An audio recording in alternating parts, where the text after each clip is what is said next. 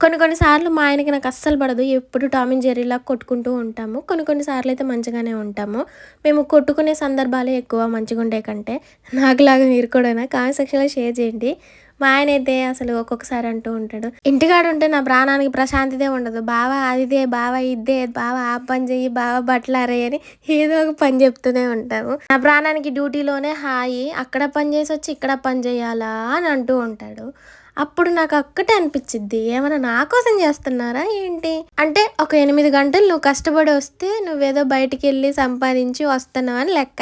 నేను 10 దాకా అసలు ఖాళీ లేకుండా పని జేసి అన్నం మంచం మీదకి తీసుకుపోయి ఇత్తే నేనంట ఇంటికాడుండి ఖాళీగా ఉంటున్నానంట. మొన్న అన్నప్పుడు నాకెంత బీపీ వచ్చింది తెలుసా? అదే కోపం, ఇదే కోపం మంచిగా అయ్యగారిని తోముతున్నా. అది చెయ్యి, ఇది చెయ్యి, ఇది చెయ్యి, అది చెయ్యి అని.